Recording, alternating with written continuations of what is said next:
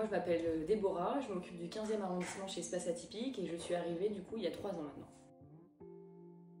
Il y a plusieurs choses. Il y a d'abord la relation client, le fait que dans ce genre de métier, on est souvent face à des personnes qui sont totalement différentes et d'autant plus chez Espace Atypique parce qu'on a des biens exceptionnels qui sont singuliers et généralement on a aussi des clients et des propriétaires qui le sont et ça c'est vraiment quelque chose que j'apprécie.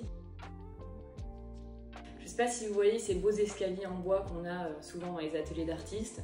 Et hier j'étais en visite, on m'a demandé si on pouvait juste acheter l'escalier. Donc je trouvais ça plutôt marrant. On a pas mal d'ateliers d'artistes, parce qu'historiquement vous avez plusieurs coins du 15e où on a ces ateliers. On a aussi pas mal de surfaces en duplex et quelquefois des maisons de ville.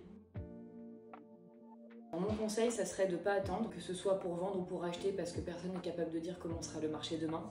Je pense qu'il faut justement faire confiance aux agents, aux professionnels, que ce soit des agents immobiliers, des courtiers, la banque. Essayer de vraiment faire valider son projet en amont par tous ses corps de métier et se lancer. C'est un métier qui demande énormément de temps, que ce soit pour être proche de ses clients, des acquéreurs, des propriétaires. Il faut aussi pas mal de motivation et de volonté parce que c'est un métier où on est entouré, mais on est aussi seul dans un sens. Et donc il faut se prendre en main rapidement, être responsable et avoir quand même un sens commercial assez élevé, je pense. Je ne sais plus le nom, mais je peux vous donner la rue, c'est au 8 rue Gramme, donc c'est à côté de la place du commerce. Et là, vous avez un petit café coréen qui fait les meilleurs cafés glacés de tout le 15e.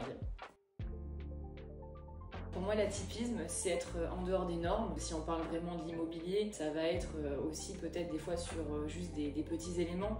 Derrière, ici, on a un superbe escalier, c'est un objet design, ça pour moi c'est quelque chose d'atypique. Après, l'atypique, ça peut être effectivement une verrière, un atelier, et des fois ça peut se jouer aussi dans des petits détails, dans une manière de réinterpréter le bien. Donc c'est juste être en dehors de normes et le marquer en fait.